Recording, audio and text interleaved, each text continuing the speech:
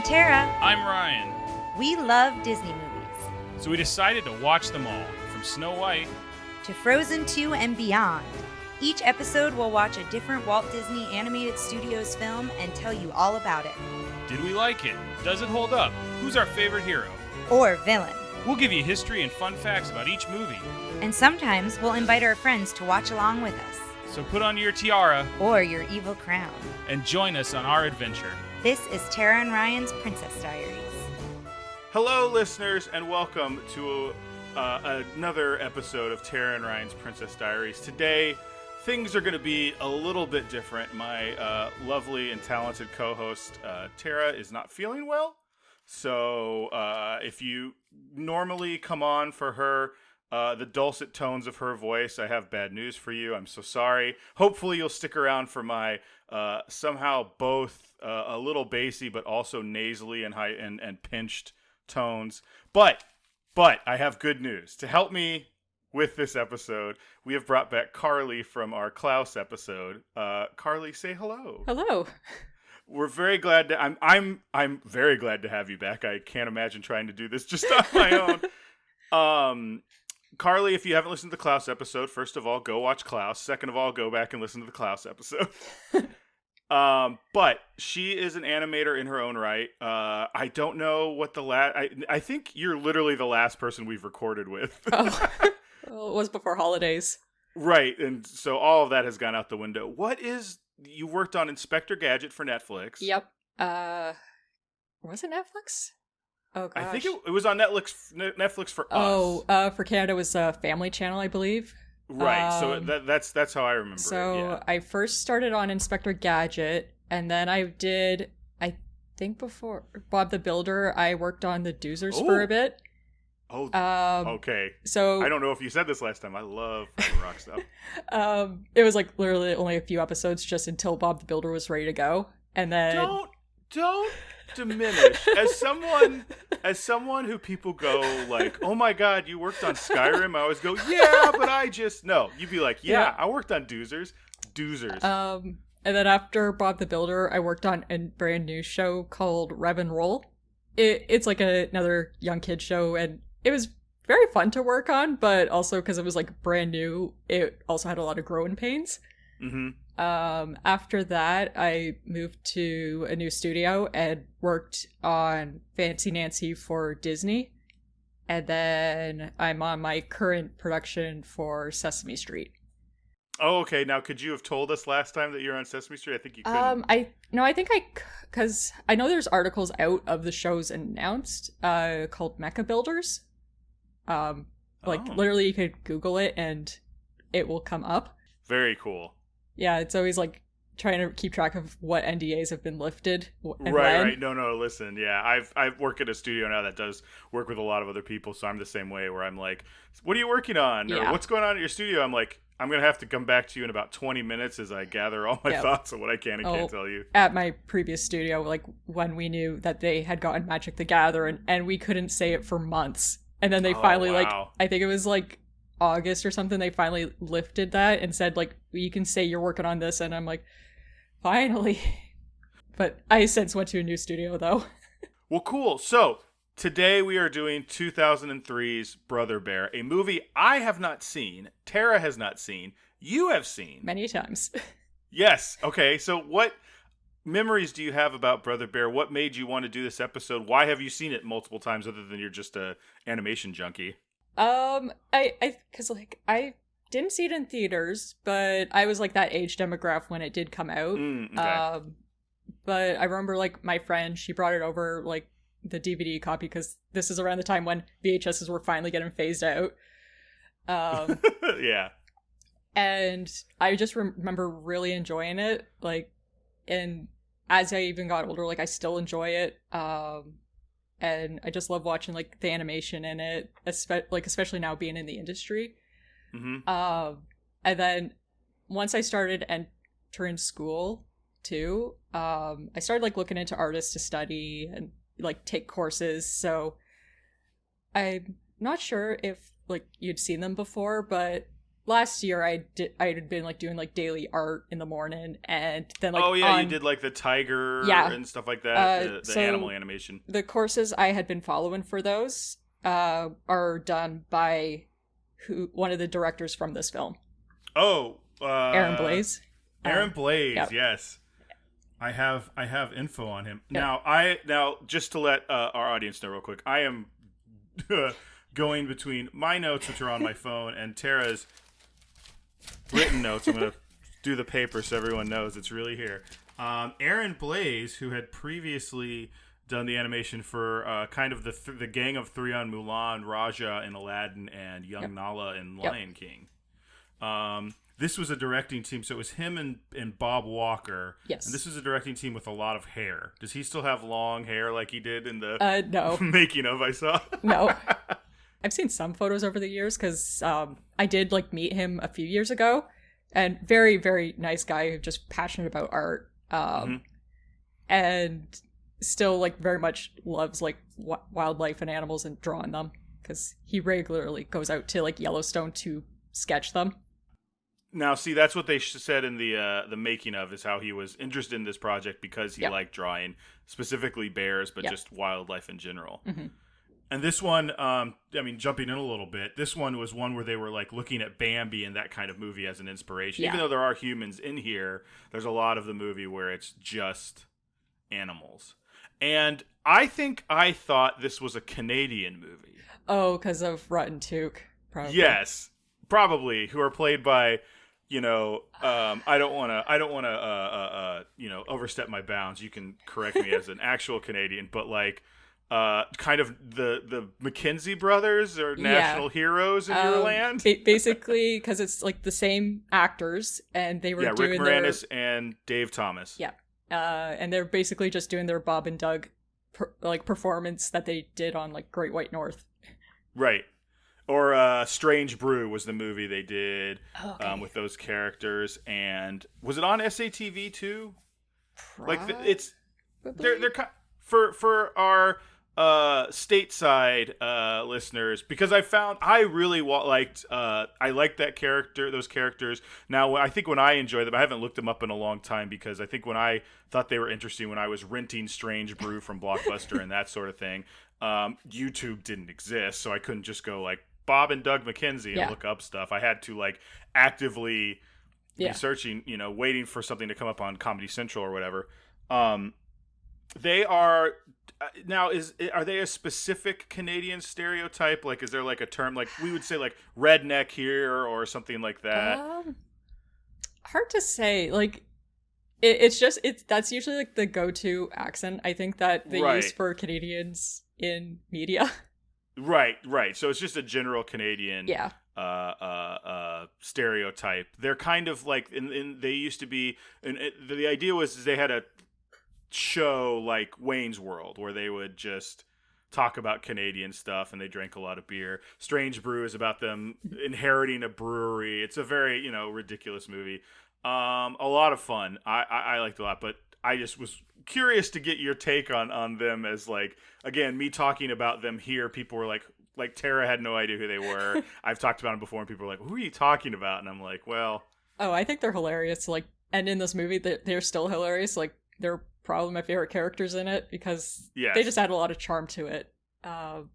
And actually a personal favorite, and we won't see it in the movie because it's more on like the DVD release of it. You know how like movies will usually have like director commentaries? There's a commentary from those characters? Yeah, and it's just them commentating in character on the movie. That's really funny. It is so good. That's the thing I miss about, everything being on streaming, is I wish more streaming would offer multiple audio tracks. Yeah. Like Disney Plus should have that audio track on there. It's kind of the bummer. It's why I still get physical media, even though it makes me seem like an old man yelling at the clouds. Now, you mentioned both of those characters' names. Rotten Toque? Yes, and I want to take a moment for one of them and have a little Toque talk, because I was ready to do this when Tara was here, because it has been a big form of contention in this house, with it being the winter months lately, where I have started referring to knit caps, is what she calls them, as toques, which is Toques. Toques is what you guys Toques, not Tooks. Is it Fool of a Toque? Which is the one? Never mind. Anyway, which is what you guys call them up north. And then I asked you on the Discord server we're both a part of, which has a lot of Canadians on it, about that, and everyone laughed at me when I brought up the term ski beanie. And you said you were laughing every time you thought of the term ski well, because beanie. it just sounds so funny.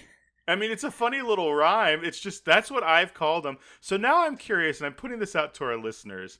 What do you call ski beanies? What do you call knit caps for, little toboggan's another thing I've heard, but I feel like that's such a specific other thing. Yeah, that one was like, because when someone said that, I'm like, do you like just like put a crazy carpet on your head or a sled? I was about to say, yeah, it's a sled is the one I know. What's a crazy carpet? Basically it's a type of toboggan, and literally it's like pure plastic, and you sit on it, and because there's no friction, you go flying. But it's called crazy carpet? That's hilarious. Yep. Have you seen National Lampoon's Christmas Vacation? Just about every year. Where he sprays the stuff on the yes. It's kind of like that, but just instead of a straight line, you're just like twirling and going all over the place on it. Now I'll tell you a funny story, because we live in Texas, obviously, and 1 year before, I think it was the Christmas before the pandemic, so 2019. We went down to the Capitol to see a tree lighting, and as we're getting close to the Capitol's on a little bit of a hill, like. It's just a little higher than the ground around it. It's such a small hill, but still. As we're getting closer, Tara, we just start hearing the sound of children just going crazy. Just, yay! And Tara's like, what are they doing? And we get closer, and it's every square inch of, like, elevated hill slope is covered with kids on cardboard boxes, or just a piece of cardboard, sliding down just the grass. And Tara lost her mind because she's like, is this sledding in Texas? And I'm like, well, we don't get snow, so shrug, like, this is what it is. But let's dive in real quick, and feel free. I'm going to kind of go through some of Tara's notes. I'm going to try and go through both of them at the same time, so bear with me, people. Hopefully we've edited this so you're not dealing with a lot of pauses as I'm flipping things. This movie came out in 2003, and it is the movie that came out after Treasure Planet, which was the big box office bomb, and in a lot of ways feels like the one that kind of set back Disney animation for a while, or at least because I think this movie and Home on the Range are the ones where they go, okay, let's take money out of marketing, let's take money, let's whatever we've got, let's just get it across the finish line. Yeah, and they start focusing on Chicken Little. After that is Bolt, I believe. Oh no, Meet the Robinsons. Yes. And then Bolt, and then finally we come back with Princess and the Frog. Now, to give a little transparency to our listeners, we have recorded Home on the Range and Chicken Little, and we're kind of coming back and doing this one. And I will say, I don't want to give a lot of spoilers for especially the Home on the Range one, but I will say, after watching Home on the Range, considering I had very low thoughts about like this 4 run of movies between Brother Bear and Meet the Robinsons, I am excited to see this one. So that'll give you a little hint for what we thought about Home on the Range.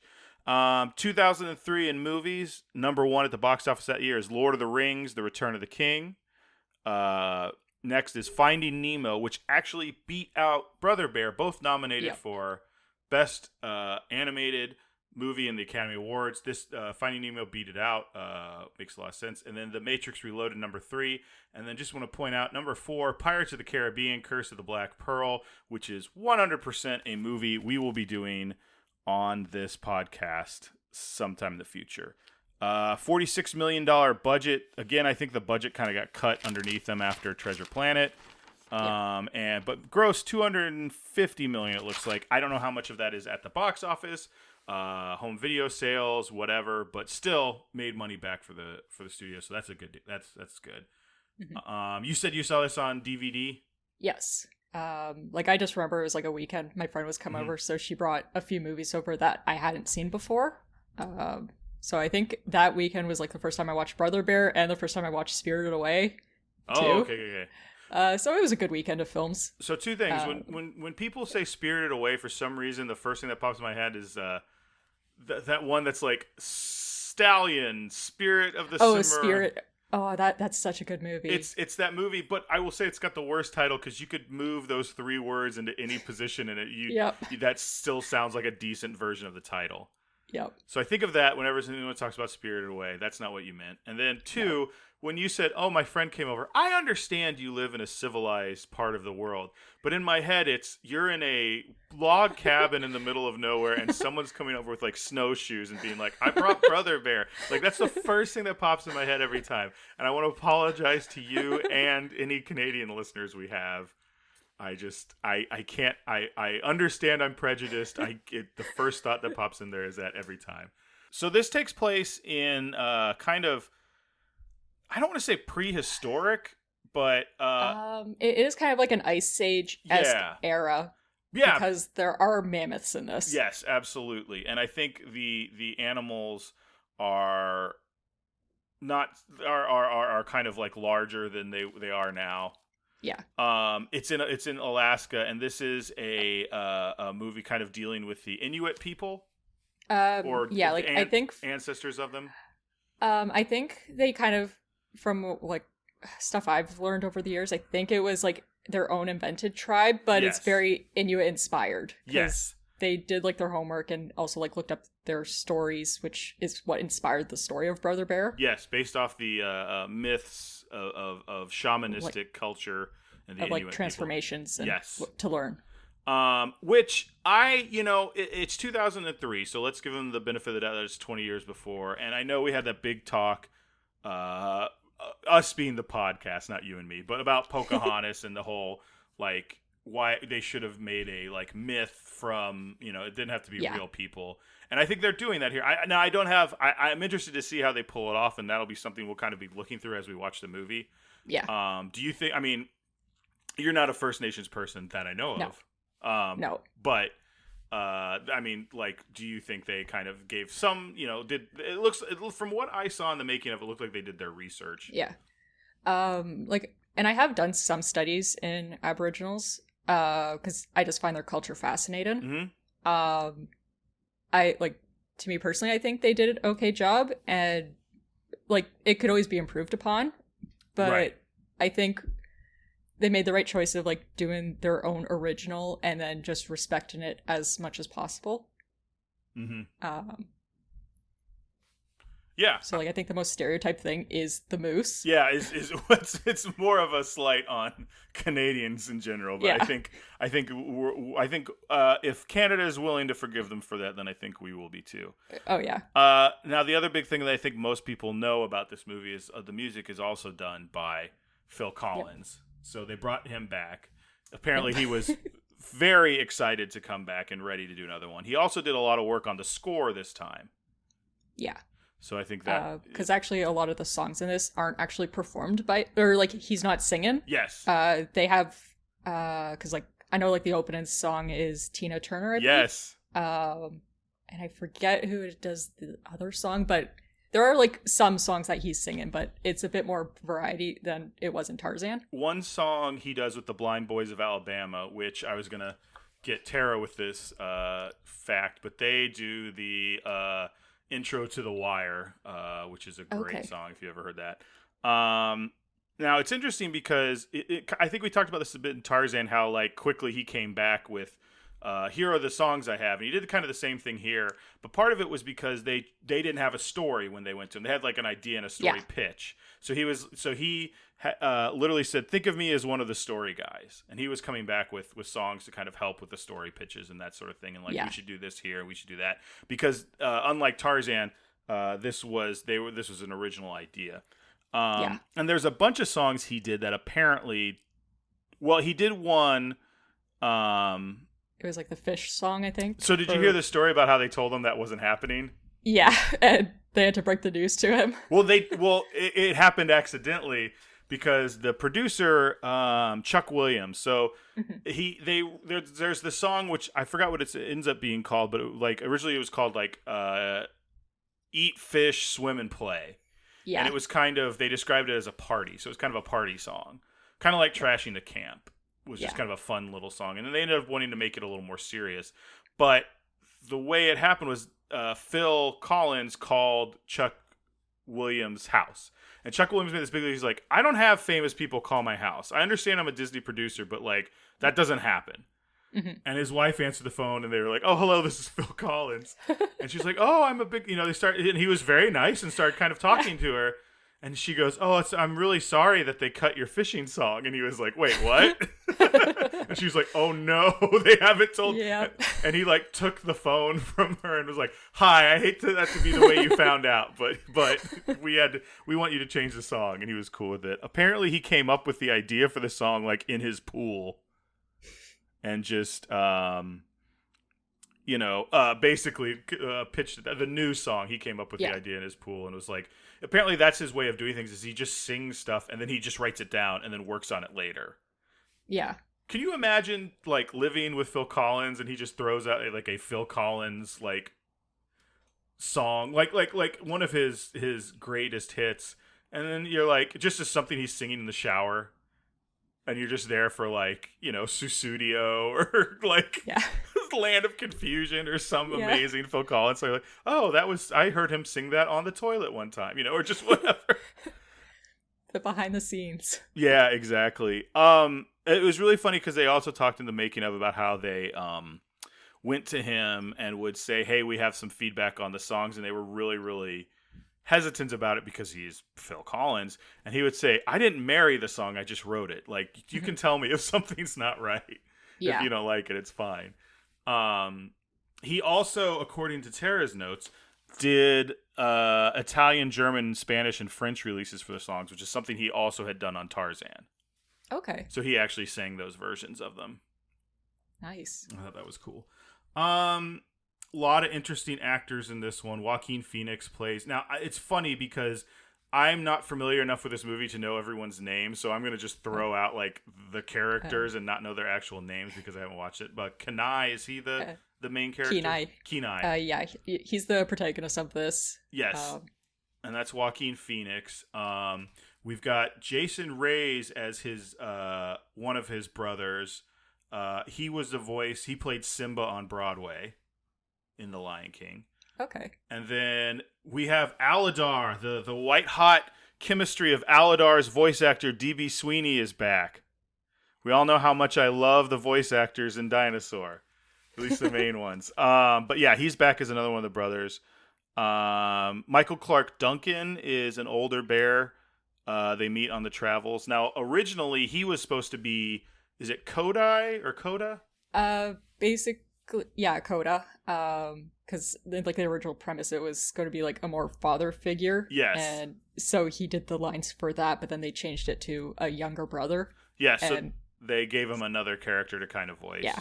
I saw like in the thing some other random characters. Greg Proops is a bear. Polly Platt, I believe is her name, who plays Abby on NCIS. Yet another thing I was gonna really surprise Tara with, but she's not here since she's a big NCIS fan. They play a couple bears in it. Yeah, so that's the voice cast pretty much. One of the other things I was talking about a little bit earlier was its connections with Bambi, because I think as we're watching, we should look.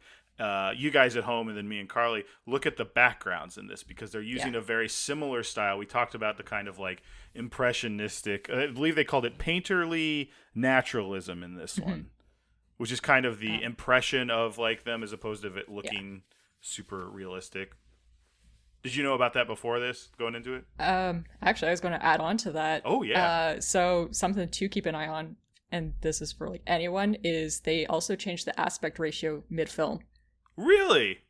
So basically, because you know, like the rough synopsis, it's basically Kenai is turned into a bear. Yes. So for the first portion, when he is human, the aspect ratio is narrower and the colors are more desaturated and kind of like cooler. But once he's a bear, the aspect ratio opens up huge. It's bright and colorful. It's a great transition. Does it go back, or is the idea that he... I think it stays the same for the rest of the film. I'm assuming he changes back at the end. Like, I don't know. I'm not spoiling anything. Okay, good. I like I'm telling you, I know very little about this. That's really cool. It's a very cool observation to see in it. Yeah. That's something to look at. I'm just gonna go through a couple of the quick notes I have on Tara's. I'm sure she's listening to this now, going, "You forgot this," but I'll get to it. This was the third and final film to be produced at Disney's Orlando Animation Facility. Yep. Kenai, you said is how it's pronounced? Yep. Kenai's age is never stated, but it's most likely 16 because 12 to 16 is considered the age of manhood of First Nation tribes, especially the Inuits. It's the first Disney Animation Studios film to have post-credit scenes.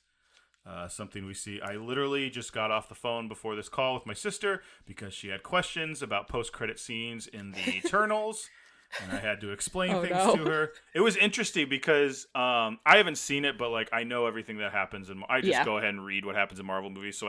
So I'm more interested in how the story happens than I am like what happens. Like to me, those are just like yeah.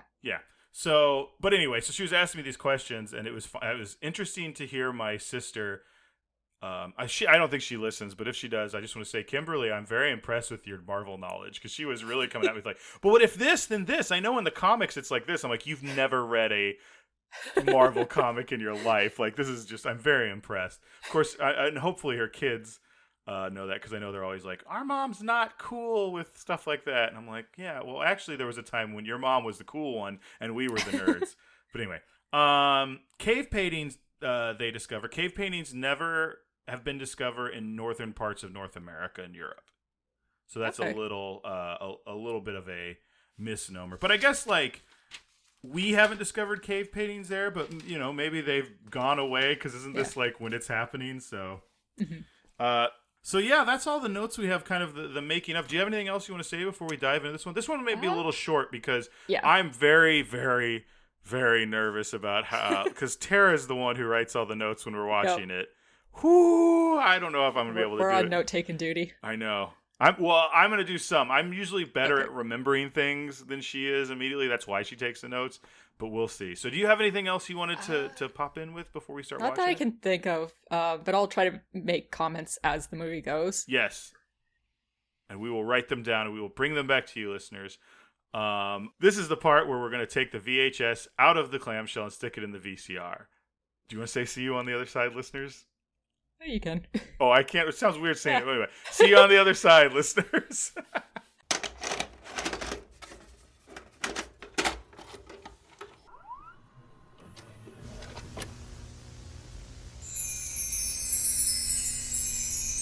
We are back, and real quick first impressions. I gotta say, I really, really liked it. I think I would like it better on a second viewing, because I think the whole time I kept trying to like in my head get ahead of it, which is something I do with movies lately. I don't know if you like, sometimes I watch a movie and I go, oh, I think I would enjoy that now that I'm not trying to like anticipate what it is. Yeah, like because first time watching, you're like trying to guess like what's the mystery, or like, what's the big reveal going to be, and you're so caught up in that you might not just sit and enjoy the ride. Right. So with that in mind, there's some stuff in this movie that like, I don't know, if you're listening to this and you haven't heard it before, just go check it out. Like, it's really good, and it's worth a little watch, and I think it's a little bit better to talk about it once we know everything. And I won't like try and jump ahead of the plot, but there is stuff at the end that's kind of reveals that I'll be honest, I didn't see coming. Not even like, it's not like when you watch an M. Night Shyamalan movie and you're trying to figure out the reveal. Like, I didn't know there was a reveal to be had. Yeah. And some of that I have to thank Carley for, because I asked some questions that she could have easily been like, oh, well, maybe not spoiled it, but done something to reveal that there was something to be spoiled. And you were just like, oh, no, she's just blah, blah, blah, or this and this and this, and blah, blah, blah. And I was like, oh, okay, cool. So, yeah, I mean, what did you think, having, seen it before and seeing it again?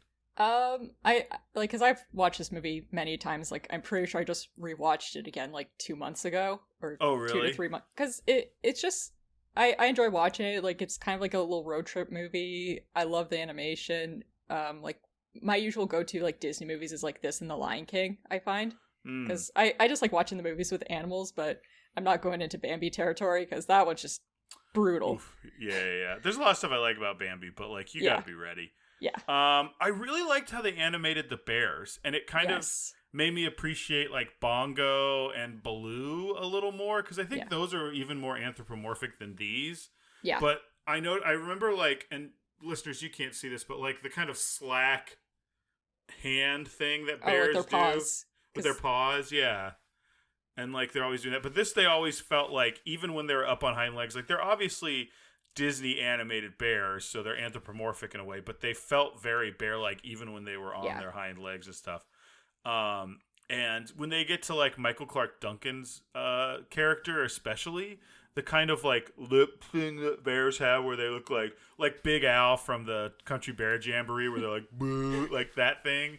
Like they had a lot of that, which I thought was kind of fun. Mm-hmm. I really thought that was cool. All the animation, which is interesting because I feel like I'll be honest, I skipped back a little bit of the documentary to get to certain stuff, because like I've said before, I feel like I've gotten to the point where I watch a Disney documentary and there's a lot of it that I'm like, yes, I know. First you draw the thing in pencil, and then you go over it in ink, and then you do that. Like I'm like, I know how animated movies are made at this point. I want to see how this movie is different than others. Mm-hmm. But like all the animal stuff looked really good. Even the moose, which are there was a part where the animators of the moose, they were talking about how weird moose are, like because they got like skinny legs and huge hoofs and like they're massive, big. Yeah, they're big. Because like I've drawn, there's like a museum here where they have like just like a stuffed moose, and those things are towering. Yeah. And it's just it's not like a recreation of a primitive moose. It's a normal moose now. Yep. And tell everybody what you told me about what they teach you in Canadian driving school. Yeah. When I took driving school, like one of the things we were always told was, if there's animals on the road, don't swerve because you could lead into traffic or something, unless it's a moose.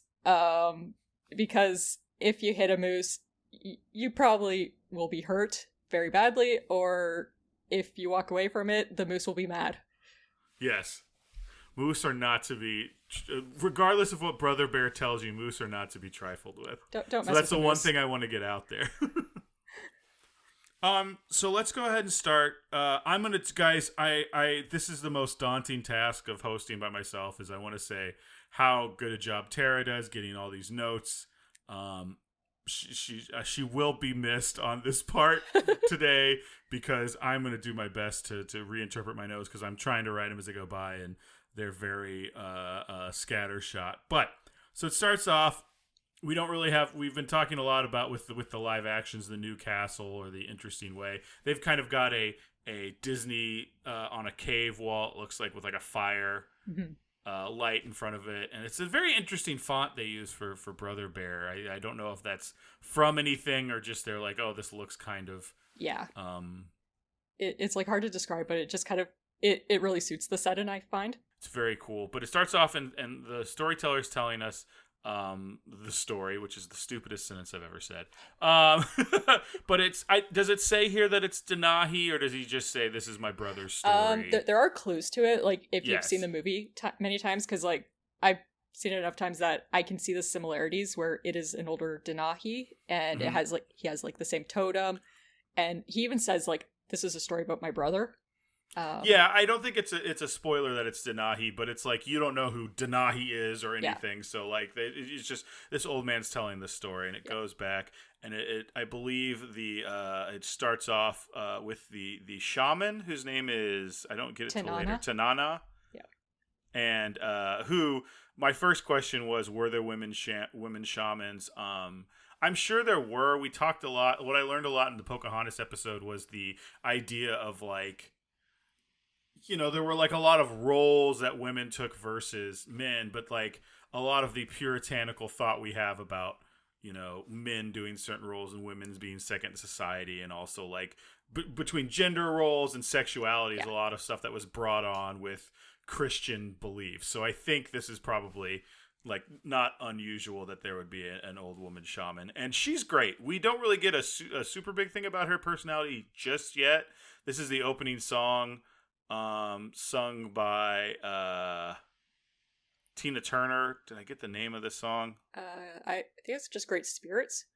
Yes. Hold on, I got Spotify open with the thing. Yeah, Great Spirits by Tina Turner. Weirdly not available on Spotify. It's grayed out on the Brother Bear soundtrack. So they sing a song kind of, if I remember correctly, they're kind of just going around showing a lot of the animals and stuff like that. And then we meet the brothers, Sitka, Denahi, and Kenai, which I'm going to have a real hard time with this. And Kenai brings a stampede of caribou towards them. And he says the line, "That's why you don't milk a caribou," or something like that. Which is, I was very all I could think of is Meet the Parents, where it's like, "I have nipples, Greg. Can you milk me?" I always think of that line. Anyway, you get a real quick sense of their three. Like Sitka kind of like keeps everything in order, and Denahi treats Kenai, like a little brother. Then Kenai's very much the little brother causing trouble. Yeah, well, now hold on. I'm a little brother, and that's not always true. No, I'm the youngest too, so it's fine. Yeah, so he's kind of causing a lot of trouble. They talk about today is the day that he's got his ceremony to get his totem. But first, which is, a big thing in their village, their tribe. But first they have to go get some fish. So they do some stuff where they're in kayaks and they're like kayaking down through snow, which I'm like, that looks really cool, but that seems like, is that something they did? Is that just a fun thing they put in there? Who knows? I could believe it. Yes. Just if you would need to get somewhere faster, it's like a sled, pretty much. Yes. I actually think this might be where the song's still going, the Great Spirits. Yeah. So they're doing a lot of that. They're catching the fish. They're coming back, and they're getting ready. Because the whole idea is, like, we need to go do this before we can go to the ceremony. The ceremony. He's excited to get his totem. I don't know. I think they talk about their totems after the ceremony. Yes. But Kenai goes to tie the fish up in the tree. And then as he's leaving, it falls down, and he's just like, and he keeps going. So they go to the ceremony, and I love this ceremony because it's simultaneously, it's interesting because I feel like in other things they'll put it as like a very like serious ceremony, and like it just seems so friendly. Like that the shaman goes up to start the ceremony, and that little girl just like runs up to her, and she's like, "Oh, hello," and like picks her up, and talks about family and how important it is, like no matter what your totem is to. To follow it. The idea is that if you follow your totem and live your life by that ideal, you'll get to put your handprint on the wall, and it's all the people in the village who have done this before. And so Kenai comes up, and he's been talking about he wants to get. I don't know if he said specifically when he gets what he wants to get, but he wants to get something dealing with like strength or being a great warrior. Yeah, like bravery, just anything in that category. Yeah. And they give him the bear of love, they say. They say love will be his totem. And he's like, love. And I like that with this. I feel like, we talk a lot about like the ones that should be remade in live action or whatever. It's hard to say. Lion King is not a live action remake because it's all CGI. Yep. It's just a CGI remake. And this one's also mostly animals. But like this idea of like, he says at one point, like, do you really think love has anything to do with being a man? And I think that's like something to explore nowadays with dealing with toxic masculinity and what it means. And I think that was pretty, they do a pretty good job through the whole thing of like that being, an important thing to look to. So obviously Denahi starts making fun of him and says, lover boy, and starts making fun of the whole love being his totem, and makes a little flower hat for him and puts it on and starts throwing the petals around going, he loves me, he loves me. I thought it was pretty funny. Like they did a good job of making it seem funny without being like kind of bringing gender stuff into it. Like they really portrayed how brothers would mess with each other. Yes, we talked about that a lot. At the beginning where Denahi does the loogie trick, which is like, I thank God every day my sister didn't do that to me. Like it's so gross where you like get the loogie dripping down and like suck it up at the last thing. Blech, gross.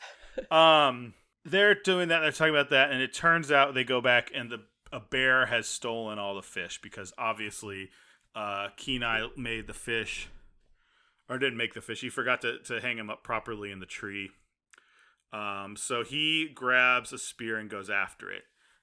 Later, he comes upon a bear. Now, this is a bear. It's interesting how they draw this bear and animate it as opposed to, the Disney-looking bears with, like, actual eyes, like human-looking eyes. This one just has, like, kind of black eyes. I don't think it looks specifically monstrous, but it definitely looks like a dumb animal as opposed to something with, like, feelings and emotions they're trying to portray later with Koda and Kenai.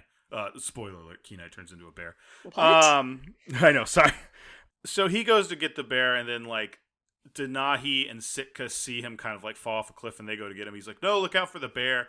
And the bear goes and is kind of, like, attacking them. It's interesting because it's not super offensive, but it looks like it's trying to, it's a big, giant bear. It's being like, territorial, too. Yeah. Yeah, I wouldn't even say territorial. Like, obviously, the bear was attacked first. Yeah. So as they're fighting, Sitka does this bit where, because they're on a big, like, ice shelf, and he, like, jabs his spear into the ice and causes a crack that takes down him and the bear to protect his brothers. And then the bear comes up out of the water and walks away, but Sitka doesn't come up. They go down and look for him, and they find his hood, which he had a cool hood. I want to see him with that hood up with, like, the actual antlers on it. But anyway, so Sitka dies. And this is the first time I'm like, oh my God. Like, as soon as he started, like, going that thing, I was like, what's happening? This movie's intense. I will say this movie has some pretty, they did say they wanted to give a Bambi vibe. And indeed they did in many parts. But there's a lot of death in this for anyone, trigger warning or spoiler alert or whatever. So they have a funeral or a ceremony for Sitka and talk about how he's one with the spirits now. And Kenai goes after the bear. Denahi doesn't go with him. And he throws his bear totem down and he runs off with a spear and he goes to attack the bear. And they kind of do it in a way. He ends up killing the bear, but they do it in a way where, like, he kind of holds out his spear and closes his eyes, and the bear, like, starts to fall, and then they cut to, like, the mountain, and you just hear "Arr!" which is done way better in that than I just did. But yeah, so he kills that bear, and then immediately we go into this, like, scene where the northern lights come out, and there's all these animals in them, and the spirits are kind of running around Kenai, and then a great eagle comes out and changes into Sitka. Does he change into Sitka here? Yes, and it's like Sitka's, like, really disappointed in Kenai. Yeah, he has a very disappointed look, and then he lifts Kenai up into the air, and then Kenai changes into a bear, and he puts him down. Now, around this time, Denahi is taken off after Kenai. I am shocked at how well I'm getting these names. I was really worried at first. So Denahi, because like none of them are those words in my notes. Every time I wrote something on my phone, it would auto correct it to Denali or like Cannon instead of Kenai. I'm like, okay. I'm not gonna get this. Anyway, so Denahi goes up and goes to attack the bear, but he goes up to see if Kenai's okay, and he sees Kenai's clothes and then a bear, and so he assumes the worst and chases the bear. Kenai bear falls off and into the river. Yeah, there's a lot of falling off into the river in this movie. Now that I think about it, there's a lot of mountains. There's a lot of mountains, a lot of rivers. So Kenai falls into the river. Right here, I want to talk a little bit about this movie. When you start watching it, you might think, well, the aspect ratio is very strange because it's like really thin. It's not widescreen. Now, we switch this part where it's Kenai's point of view, and he opens his eyes, and it's, as you said, I think in the beginning, we now have the full widescreen. It's much brighter, and Tanana, the shaman, is there, and this is the part, Tara, if you're listening, if you've gotten this far, stop and watch the movie. I'm sure you'll watch the movie, but and you could probably chime in on the Facebook, and anybody else can too. But I immediately went, this is a character Tara would really like, because she's like talking to Kenai, and Kenai's like, oh my gosh, I'm a bear, you'll never believe what, and then it cuts to what Tanana can hear. Tanana, how do you say her name? Tanana. Tanana, that's not okay. And she just hears like, she just hears bear. She's like, oh, I don't speak bear. And then he starts running around, or like trying to run around. And this whole scene is animated really, really well, I think. Because Kenai's just freaking out. He's freaking out, and it's really funny. Initially, he doesn't realize he's been turned into a bear, and then she's just like, Yes. I don't speak bear, and he's like, what are you talking about? And then he And sees his he reflection. looks in the river. I like, this is the first part where the movie, I think, gets like humorous. Yes. And I don't feel like it's, I think Kenai getting made fun of is kind of funny. But this is like, this to me it felt like a lift. Yeah. And I'm really glad we got to this part. Like, because the beginning of the movie is pretty serious, but not, it's just very earnest, and it's not like funny at all. So because like it's establishing like the brothers' relationships, and then it has to quickly put in the motivation of Kenai going after this bear. And right. literally, we have Sitka and a bear killed. And so it's like you need that change of pace for a bit. I will write when Sitka went down. I went, this bear has major go away heat. That was a note I wrote. We'll get back to that later. But this is the first part I thought that was like slapstick funny, and she's like explaining to him, you have to go to where the earth meets the lights, or the earth meets the sky. The lights touch the earth. The lights touch the earth. And he's like, what does that mean? And of course she disappears because she's like a crazy old woman. So then, this is when he starts realizing that he can understand what all the other animals are saying, which is some funny scenes. Some little goose is like, I don't want to fly anymore. And you hear the dad be like, I'm going to turn this formation around. A little bunch of jokes like that. This is where you meet Toque. Yep. Not Took. I say Took, but it's Toque. Toque and Rut. And this is Rick Moranis, Dave Thomas. And they're definitely like the comic relief of this. In some cases, they're just kind of along for the ride because they're funny. And I'm wondering how much was improv, how much was them kind of doing stuff. We talked a lot about how I watched with subtitles, and they didn't put A in the subtitles a lot. And they say like, hey, oh, beauty, eh? And they do that whole bit. Yep. They say sorry, which is my favorite thing I've realized recently about Canadian people is how you all say sorry. And Kenai's trying to explain to them, I'm a man. I'm not a bear. I'm a man. And they're like, oh, sure, I'm a squirrel and I'm a Wolverine. And they're, just kind of being goofy. And so he keeps going. I think, I want to back up a little because when he was hunting the bear, you asked if we got bears in Austin, which we do not. And we had a long discussion about different wildlife that's like, it's native to this area, but it's also stuff that like, we have mountain lions. Like, there was a mountain lion in our neighborhood a year or two ago, and everyone like, again, I feel like we're getting more stuff with the pandemic kind of, not as much in Texas. We don't need to go into that. But with most people staying indoors, like, I think it allows wildlife to do more stuff. But a few years back, we had a mountain lion, and all these jerks on the Facebook page were like, there's no mountain lions. And then someone, like, posted footage from their, like, Ring doorbell of it. And they're like, oh, no mountain lions, huh? And they were like, all of a sudden, those guys shut up. Like, these guys who are, like, hunters or something, that they're like, let me tell you, there's no around here. Now, but you say you grew up to where sometimes you'd look outside and see a bear. Yeah, like basically we're like not so much now because of development has pushed them further away, but right. Bears were very normal where I lived. There were mornings where you'd see a bear on the front yard, and if it was cubs, you would stay indoors a bit longer. Yeah. Yes, don't mess with, if you see cubs, that means a mom's nearby and you want to not be there. Isn't that what happens in The Revenant? Like, he sees, like, a smaller bear run away, and then he looks in the other direction and realizes he's in between them. Have you seen The Revenant? No, I have not. Oh, whew. Speaking of bear movies. But yeah, so he tries to go off, and he gets caught in a trap. One of those ones that, like, lifts him from his hind leg, and he's hanging in the air. And this is when Koda shows up. Koda's a small bear who offers to get him out of the trap. And it's just a fun little brother character. Like, this is the character they originally wanted to be an older bear and then turned into like this is a very chatty kid who's like, I don't know if he does it here, but he's like, if I see a hunter, I'm gonna use some karate, and like like his martial arts moves. But he's like very talkative and is very annoying to Kenai, who's trying to use his smarts. Keeps thinking I'm smarter than the average bear. He is trying to get out of the trap using his human smarts, and Koda, eventually gets him out of there and says, if I get you out, you have to help me get to the salmon run. I've lost my mom. I can't find her, but usually we go to this salmon run, so we're going to meet her there. And Kenai eventually says yes.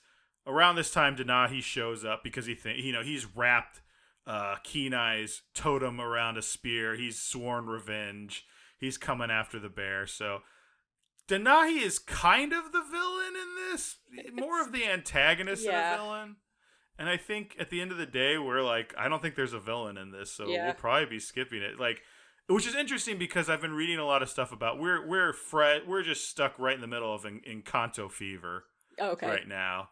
And I us as a society, I feel like I'm seeing all this stuff, and everyone keeps talking about how there's no villain in Encanto and how refreshing that is. But here we are. Yep. In 2003, there's no villain. It's it's a minor antagonist, but I think this one's more of it's they're their own worst villain. Well, I think Denahi goes through a journey as well. Yeah. And I even don't think he is a villain. I think at one point he's just confused and a block between Kenai and what he needs to figure out. He's just a poor guy who just lost 2 brothers that he thinks to a bear. Yes. They go off and they get, he kind of tells Koda, I'm not going to help you. I got to get going. I got to do this. And Koda goes, oh, you're going to love the salmon run. It's where you get to see where the lights touch the mountain. He's like, wait, now what? And so he's going to go with him. But then Denahi goes after him. They hide in a cavern, like an ice cave. It's like a glacier. Yes. One. And so they take off and they start to head there. And this is when we get, is it On My Way is the name of this song? Yep. The Phil Collins. Yes. And we get to hear, I got to hear, Carly goes, there's Phil. So that was fun. Eventually Denahi kind of runs into, Toque and Rut, and they think he's being followed, so they take off and eventually catch back up. There's a montage during On My Way where Kenai and Koda are getting closer and it's going through all the stuff they're going through, and the moose catch up with them and they're following you. They can find your trail, and so Kenai's like, I got an idea, and so they all start riding mammoths. Which I'm like, these mammoths are the most patient mammoths in the world if they're letting 2 moose and 2 bears. And bears just kind of hang on them. And they're letting them go. They during this time, they start talking. Koda says, oh, I love the Northern Lights. That's where all the spirits are. And Kenai is like, oh, you believe in the spirits too? He goes, yeah, my grandparents are up there. And Kenai's like, well, I have a brother up there. And Koda's like, oh, he's too young to, basically a nice way of saying a brother is too young to be a spirit already. And they're asking about how he died. He said he was killed by a monster. Let's see what else they say. In that read too, it's you can hear it where he's about to say bear, but he stops himself. Yeah, he hasn't really told Koda that he's a human in bear form. Yep. And they start, and Koda thanks the spirits for setting Kenai on the journey so he could have a brother. So he's always wanted an older brother. And that kind of becomes the thing where they get really close. I think you were talking about at another point, they have a really good back and forth. Yeah, because it's there's times where they bicker as siblings do, but also get really close, and it's look out for each other. Kenai is voiced by Joaquin Phoenix, and if I remember correctly, he came from that's a pretty big family, the Phoenix, so I think that might be why he's so good at playing kind of annoyed and then kind of into the little brother, and as he's being a good big brother. It's interesting. And Kenai, is the youngest of his human brothers, so having a younger brother gives him some perspective, I think. Yeah. I forgot why he gets mad at him because they're lost. Koda realizes he doesn't know where they are, and they're like, okay, well, we got to figure this out. And he gets mad. He goes, I think I know where we need to go because Bucky, my friend Bucky and I used to play around here. And Kenai's like, I don't care about you and Binky. And he goes, first of all, it's Bucky. And apparently that was Joaquin Phoenix had made a mistake on the recording. Yep. And the Koda actor called him out on it. So that was kind of fun. But then they find these cave drawings, and they come upon one of a big monstrous bear fighting a stick drawing of a person with a spear.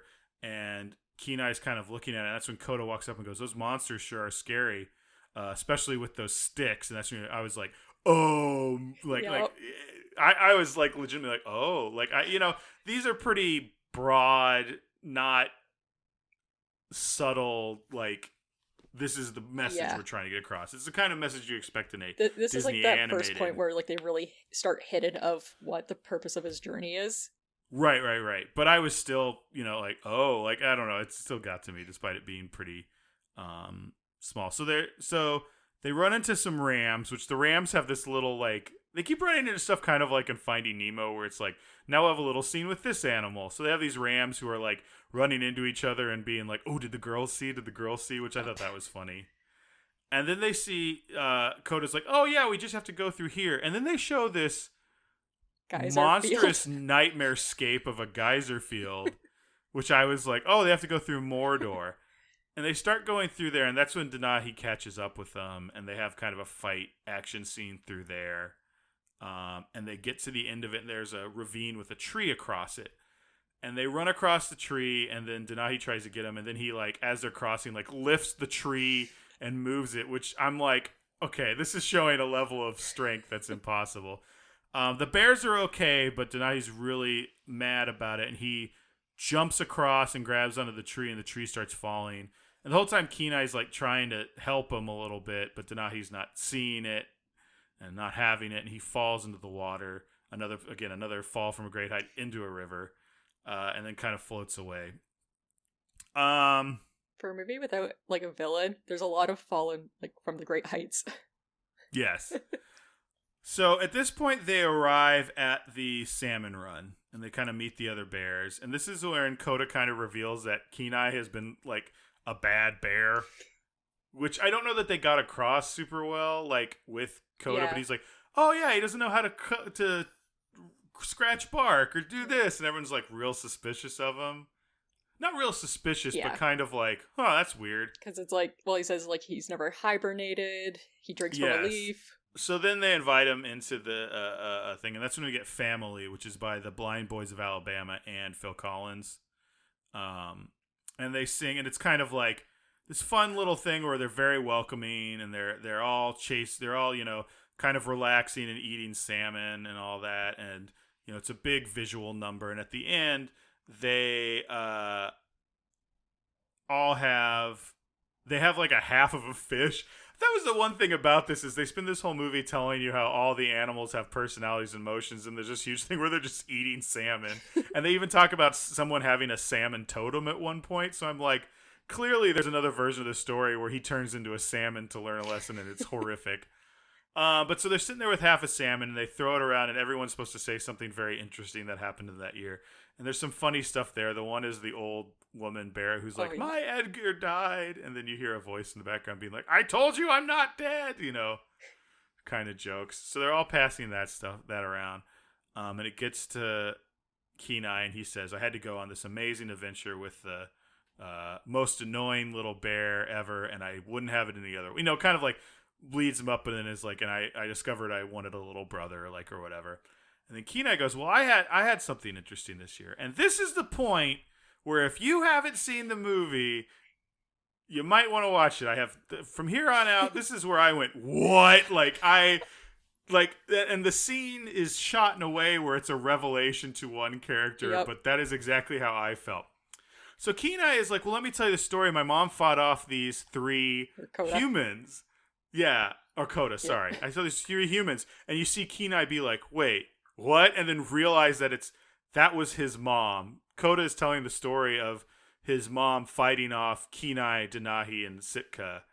And then he doesn't know the part where then Kenai tracked her down and killed her. Because that's when Koda got separated from them. And it was just like, whoosh, like someone dropped like a grenade. I was like, what? And I did not know what to do with that information. I was like, oh my God, this movie. So Kenai runs off into the woods, distraught. And I will say what I did like here is Koda goes after him, and Kenai, they cut to Kenai explaining while a song's going on, telling, revealing everything. Yeah. So there's not that typical movie thing Koda of finds out some other way. Or yeah, like, and then he's like, you lied to me. Like, Kenai's like, I'm gonna come clean, like, right immediately. Now. Yeah. And Koda, they do a thing where you were just saying they were doing a thing where they're doing a big rotation around the animated characters. It's like a really nice shot where it's like the camera's rotating around them, and so just like having the two of them animated being rotated, but then also like there's these overlays showing like their expressions. So yes, it's like the animator had to animate the rotation of them, and then like the acting in that rotation while also acting it in this overlay. And it's just such a beautiful shot. It's a very impressive shot. But it's also the way they do it is like it kind of fades in and out between the Phil Collins song and them talking. And there's a part where Koda goes, I don't think I like this story. And I was like, ah! Like I was just devastated. Yeah. So Koda runs off, climbs up a tree. Kenai is just upset. And so he starts taking off up the mountain because I think he's like, I got to change back. Yeah. Around this time, Took and Rut come back, and they've been in a car accident. No, it's a mammoth accident. I was literally like, car accident. And like, is Took the one that's Rick Moranis, or is it Rut? Is that Rut? Rut is Rick Moranis. Rut has lost one of his antlers, and they start having this argument, and then he's like, but I love you. Like they admit that they love you. Actually, I love Do. And there's a reason for that. You got to watch it to do it. I'm not going to remember the actual joke. But they start revealing that. But they do that in front of Koda. And that's when Koda realizes, like, I got to forgive my brother, quote unquote. Yeah. And I got to go help him. So Kenai's up on the mountain. He's, like, calling out to Sitka. You got to help, What do I got to do? Oh, previous to this, Denahi's, like, at a fire. And an eagle lands near him and then flies off towards the mountain so he knows where to go. And that's probably Sitka. Mm-hmm.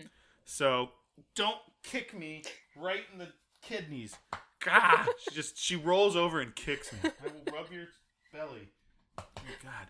Okay. So Denahi comes up there. He's got this crazed look in his eye, and he's going after Bear Kenai. And Koda comes up and like tackles him, and then steals his spear, and then Kenai's like chasing after Denahi to stop him from hurting Koda.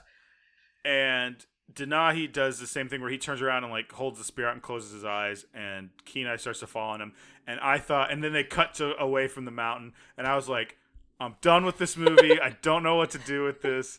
And they cut back, and it's the eagle spirit has grabbed Kenai as a bear, and it's lifting him up, and Kenai is turning back into Kenai. And Denahi realizes what's going on. They have a talk, but then Koda's out there, and Kenai goes to him and is like, it's me. And he's looking very upset because Koda doesn't know what to do. And Kenai can no longer understand him either. Yes, because he's not a bear. And he looks at... Now, do we hear the bears talk again in the movie? Yes, because... Okay, we do. Oh, we'll get to that in a sec. Yeah. So he looks back and he says... And this is the part where I was like, are they going to let Koda into the village? Like, this part is... Yeah. I don't know what they're going to do here. And then Kenai goes, he needs me. At which point I'm like, holy cow, they're going to turn him back into a bear. What a good ending. Like, and why not? Like, it's fantasy, so, like, we don't have to worry about, he can hang out with the village. They can just have a bear, because I was like, what a good... Like, and I didn't see it coming, but it's, of course, the right ending. Of course, what they needed to do. So Sitka turns him back. Sitka has revealed himself as the spirit, and like the three brothers are reunited as a bear, a man, and a spirit, which I thought was really nice. It's like such a beautiful shot to see them like all hugged. And it's just like... yeah, and they've all reached different parts of the journey, and Denahi's like, whatever you choose, like, you're still my brother. And so, Kenai turns back to a bear so he can help Koda. At one point, I was like, maybe they're going to turn Koda into a human. That seems weird. Yeah. Like, you know what I mean? Like, I was just under the impression that the way Disney movies work is they turn back into humans. Yeah. Other than Shrek. So, they go back to... Koda sees his mom's spirit. Yes! Oh, and I started, like, opening, like, a water faucet. I was just like, what? Yeah. Like, they cut back to... no, it's when they're hugging, they look off screen, and then Koda is hugging his spirit bear mom. And I was like, how dare you, Carly? How dare you not tell me about this? I was like, oh, God. And then Sitka and Mama Bear go like flying off of this guy, which is funny because they show that animation in the making of, but they show it just as pencil drawings of just the bear and the eagle with the background. And I went, well, that looks like crap. They're just like running off into the sky. What a terrible. And now I saw it. And I was like, oh my God. And so this is the point in the movie where like it all came together and whatever, like, you know, I enjoyed the movie getting to this point, but this point specifically like really congealed everything to me to the point where I was like, you know, this is now I would like to watch this movie again. Spoiler alert for what we say at the end, but I was shocked. Again, this was a movie I expected to be like looking at my phone a lot more for, and I really enjoyed it. It was still very good. So we cut back to the village. They're doing what looks like another totem ceremony. Yeah, it's like the same, like they're kind of repeating the process of like lighting the fire, everyone's doing the dance. It seems like someone else is getting a new totem. Right. And Denai starts talking in the old man voice from the beginning, is like, this is the story. You know, I spread this story amongst my people so they would learn from it. It's the story about how my brother went from being a child to a man by becoming a bear. And then they separate the aisle, and then here comes Kenai. I am a stan for this movie now. It's like, I'm like already like, yeah. So they separate, and then the bear comes down, and so he gets to put his claw mark where all the other handprints are on the wall. And I was like, all right. And that's when I was like, this movie, while not like this is the perfect ending for this story. Yes. And I'm so glad because I didn't see it coming exactly like this. You know, like there was a lot of twists. I can't express how great it was to watch this movie without knowing anything. This is where the movie ends, by the way. Is just kind of this. And then they do the goofy like bloopers, which are pretty funny. Kind of, I think, you know, something they were doing around this time because of like Toy Story and the Pixar stuff was doing them. Which, you know, there's a lot of extra work that goes into creating these because you can't just like cut film and go, oh, look, a blooper. And those are only some of them because like I was saying on the DVD, they have more of them. Well, these aren't bloopers that are like the people messing up. This is written quote unquote bloopers and funny little things. Yeah. But yeah, I cannot tell you how satisfying this ending was to me, which is really it's probably my favorite part about this movie was how the ending came together. Yeah, because it's like such a good character journey, and it's one that you just don't think is going to happen because you just assume by the end he's going to turn back into a human, and that's why it was like at the start I'm like, just leave it for you to find out, because he does technically turn back into a human, but then he chooses to turn back into a bear. And that's the thing, if people were to ask me about this, I wouldn't even say, like, I can't tell them, like, oh, the ending's great, because I feel like that changes your perception of the ending. So I feel like I just want to, like, you know, if you tell people about this movie, guys, just say, you know, like, it's a great movie, check it out. Or it's like, it's a good film about brotherhood. Yeah, and that was something we were talking. Well, we'll get to that in a sec. So let's go to the questions. Yep. How is the princess? The princess in this case, of course, is Kenai. Kenai, yeah. He was great. Like, I love his journey he goes on because it's like he starts as he thinks he did nothing wrong, and then he spends this journey learning that it's like, oh, bears aren't so bad actually, because he was convinced that they're monsters, and then. He still didn't think he did anything wrong. It was just his brother's punishing him for some reason. But then he finally learns what he did wrong and immediately owns up to it. Let me also say that I didn't think he did anything wrong. I think some of it is like I was Kenai in this like in this movie is because I go, he killed a bear. I mean, like that bear was protecting him, but like, you know, like I guess like that sucks to kill a bear. Like I was like, oh, that's not too bad. And then I was like, she's a mom. She's Koda's mom. Oh no! Like, you know, like I think I went on that same revelation as him. So that's why I think he was so, you know, relatable. Is because I felt like I was going on that same journey. I was like, I don't see why he needs to turn into a bear. It's more than just a bear. Yeah. It's that, but it's also just like respecting the world. Like, because I think if like that bear, in this world and in the morality of this, if that bear was attacking the village, they'd be like, yeah, kill the bear. It was like this bear wasn't doing anything to begin with. Like the only reason it got the fish is because you left it. You skirted your responsibilities, and so that's kind of that is you know. anyway, I think that's why I liked him, is because, I mean, I didn't really think about him much as I did like the journey, because again, it was me going on this journey. Like, anyway, I thought Joaquin Phoenix did a pretty good job. Yes. I liked him better as the bear than I did the human, which I guess is the point, because by the end he makes the decision to stay a bear. That transformation at the end where you see like it's a close up on him transforming, yeah, like just like slow like facial details switching. Yes, was very, very good. How was the prince? Got to be Koda, right? Definitely Koda. Prince. I liked Koda. He was I think better than Kenai. Yeah, he was very adorable. He was very funny. Like, he played kind of the annoying little brother, but in a way that was endearing to us. That was believable that Kenai would be annoyed by him, but was not annoying to the audience. And it was just, he was being a little brother. Yes. Let me look up the voice actor, because I want to give him credit. It's funny because the picture on IMDb, I looked it up a little later, has him like as an adult now. So Jeremy Suarez, who you might know from the Bernie Mac show, and I guess he was in Jerry Maguire. So liked him a lot. Thought he was well cast. Thought he did a good job with the role he was given. The sidekicks, Rotten too. They were hilarious. Like, I don't think they added. I wouldn't put them up there with the huge pantheon of sidekick characters, because they weren't, like, they didn't have a lot to do with the plot. They were obviously just there to bring some levity to the story. But I thought they did a good job, and they didn't outstay their welcome. And like, they were good at the end, because like that, like having them as brothers and for kind of being a tool for Koda to learn. It's like, oh, it was like more to. They served as a motivator for Koda to go, back to Kenai. That final step. But for the rest of the time, they were just very lighthearted after especially very heavy scenes. Did you find that they were offensive in any way, being a Canadian? I don't think so. Like, I always thought they were hilarious. And though actually I think when I first saw it, because I was a kid when I saw this movie, but I think back then I didn't realize A was a stereotype, because I remember one year I got like a Canadian t-shirt that said Canada A, and I was like, why does it say that? My parents had to explain to me. I don't know if you know this or I pointed out, I am of course wearing my Alpha Flight t-shirt, which is the Canadian Marvel supergroup. Okay.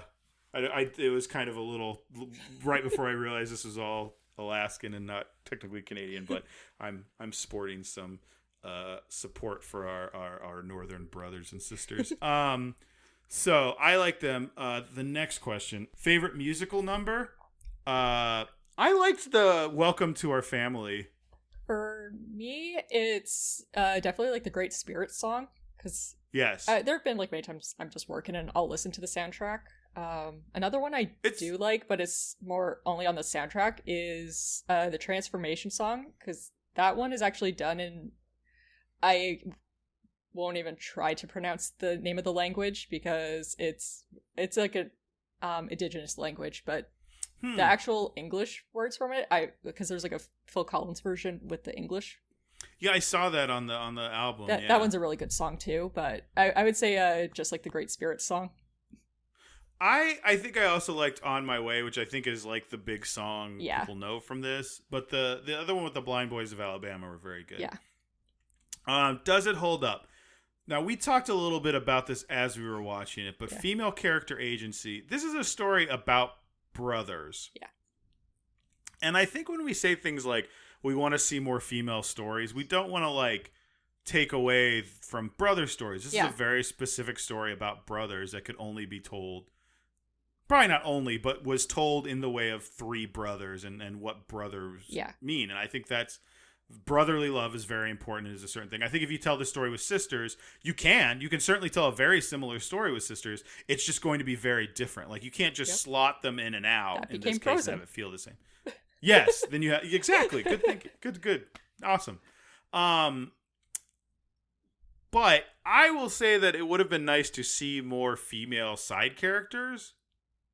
Yeah, like for like just like those kind of like one-off sequences. Yeah, like it was all dudes they were seeing. I loved Tanana the shaman. She was great. I think the only other like major female character I can remember are The old woman the bear. the old woman. So you have three old woman bear. So crone. These are the only three roles women can have. Crone, the love interest of another bear, or mother. There was the mother who had no lines but had like 9 children, who was like, her totem was patience or whatever. Mm-hmm.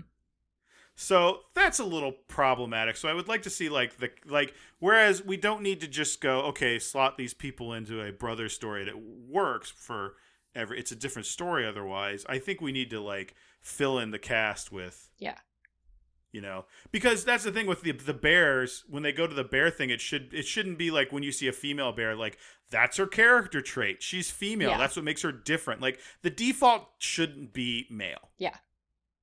That's the thing. It's interesting. We talk about that a lot in the game industry when we name like assets, and it's like human model, and then it's like the next one is human model female. Oh yeah. And I have a friend who's like, okay, it should be human model male and human model female, and not human model and human model female.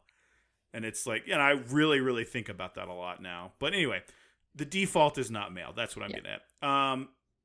Guns and firearms. There's a lot of spear death in this in this one. I will say this is not a movie that's like, it's. I thought it was great and a great movie, but like there is some death in here, while not gunplay. That could be a little intense. Ethnic representation. I think on screen there's a lot of representation. I would have liked to have maybe had some more indigenous actors. Mm-hmm. Or any. I don't know exactly what Joaquin Phoenix's background is. Yeah. They did have some actors of color and performers of color in this. Tina Turner, Blind Boys of Alabama, Michael Clark Duncan, and Koda's voice actor, all people of color. So that's nice, but I think we want to get closer and closer to an authentic people telling these stories, which we didn't do here. No drinking and smoking. Though there was that reference that you said. With the moose at the end. Oh, well. that was like, okay. That went over my head because I didn't even know that. Exactly. Now, so the only reference that your kid isn't going to eat is they talk about going and finding some nice malted barley with maybe some hops to eat, which are the ingredients for beer. There's no way your kid's going to know that. And the only reason I'm being very sticky about that one is because I'm really recently on Facebook trying to sell brewing equipment, and Facebook's like, this is alcohol related. And I'm like, I'm not selling alcohol. I'm selling like the means to make beer. Anyway, it's been a big thing with Facebook Marketplace. But anyway, yes, that was that joke in there. Those are the ingredients to have beer. So final question. Do we put this in the vault, or do we get a clamshell edition and put it up on the shelf? Now, I believe your answer is you already own the edition. Yep. I own it. Well, not clamshell, because that I don't. But I have a DVD version of it that I still watch regularly. I'm wondering if you can get like clamshell, like, because I know you can get things that look like. Oh, that'd be you neat. can get movies on VHS now. Like it's all like VHS, I think, or VHS is starting to become like vinyl. Yes. I mean, less than vinyl, because vinyl has like a very good quality for certain music, whereas I don't think VHS is a great quality for anything. It's a specific quality that's supposed to invoke nostalgia. Okay. So I think they take new movies and put them on VHS. I know Stranger Things, they released like VHS versions. Oh, that's cool. But things like that. So I wonder if there's something you could do. I'm going to look into that. If you guys know anything like that, like maybe it's just it looks like a clamshell, but you open it up and you put DVDs in it. I think that'd be fun. There's a way to store these. I would also get a clamshell version. I really am shocked at how much I enjoyed this. I'm not shocked. I will say, well, I don't want to reveal anything about Home on the Range. Home on the Range is next time. You'll find out exactly what we thought about that. But I was surprised at how much I enjoyed this. Again, I think I'd even enjoy it better the second time. I'm ready to watch it again. I would do it. I would put it on. Like, if I got stuff to do today, I would put it on almost right away and do that. So, yeah. So thanks so much, Carley, for being on this kind of unusual version of our show. We always appreciate having you and your expertise into this field. Thank you for having me. Absolutely. As you know, We always ask our guests to plug something, whether it's a personal project, something they've been enjoying lately, or a piece of media, like a piece of media you've been enjoying lately, or just a general sentiment you want to put out there in the world. Please feel free to plug away. Okay. Well, I'm hoping to start it up again, just doing like daily drawn now that the new year's started. So could probably check that weekly updates on that on Anna Empire. Is it just ANI -E and then Empire? Empire at that one's on Instagram, Twitter, and Facebook. Though I'm so usually like more active on my Facebook because social media is confusing. Well, we will put that all up on there so everyone can do. But yeah, if you guys didn't know, I think we've said it before, Carley is the artist behind our logo, and we're really glad that she was able to do that because I love that logo. I keep looking at it. I keep thinking about like changing, like asking you to maybe do different versions, which we may talk about later. But love it so much. So thank you again, Carley. Everybody, thanks for listening. Tara will be back in these next few episodes. We've already recorded them, so I can guarantee it. But until next time, always remember to rate, review, subscribe, tell a friend about our little podcast. But we'll see you next time. Thanks for listening to Tara and Ryan's Princess Diaries. If you want to tell us your favorite Disney villain and why it's guest on, send us an email at trprincessdiaries@gmail.com. Or you can send a tweet about how great Maleficent is to @TRPDiaries. Check out our Facebook group by searching for Tara and Ryan's Princess Diaries. Tara and Ryan's Princess Diaries are available on iTunes, Stitcher, Spotify, Overcast, and many more. Wherever you hear us, please be our knight in shining armor and give us a 5-star review. Thanks again, and until next time, remember to always live happily ever after.